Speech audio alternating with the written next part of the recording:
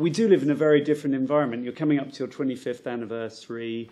The internet was not discussed, wasn't known before you started the business. Now we live in a world of instant information. You can project yourself in every corner of the world in milliseconds.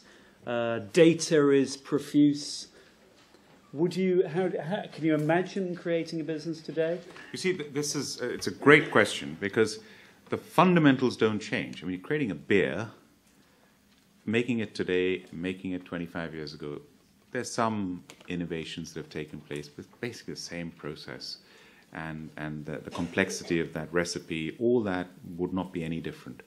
It's how you start up in business.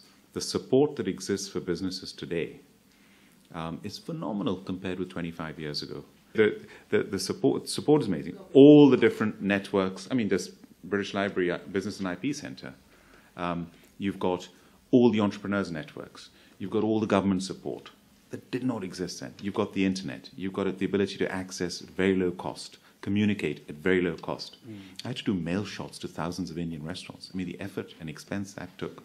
So but on the other hand, the barriers to entry are much, much lower, and anyone can start anything very quickly, and you can have overnight successes, which is an advantage and a disadvantage. And it's sort of related, Will. I wonder about the, you must have instant copycat competitors cropping up in different corners of the world all the time. Copycats are a sort of complement, because anyone that buys a copycat knows they've got something that isn't the real thing. So copycat isn't the threat, actually. In the case of our bike, it's someone who actually does it properly and comes up with something that's better. And there are a few of those in my head, but we haven't created them yet. But they're quite difficult to do, so there are some barriers to entry. But coming back to the question, I think the technology allows businesses to offer better value to their customers.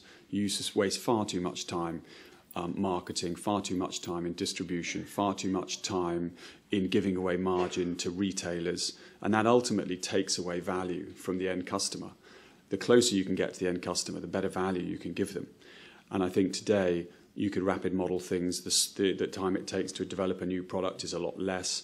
The ability to distribute and sell and communicate internationally online without having to go through distributors, without having to go through third parties, means that you don't have to give away all that margin, and ultimately you give the customer better value. And everything is about giving the customer an amazing experience and phenomenal value, and you can do that more today with less initial startup cost and less risk. So get on and do it.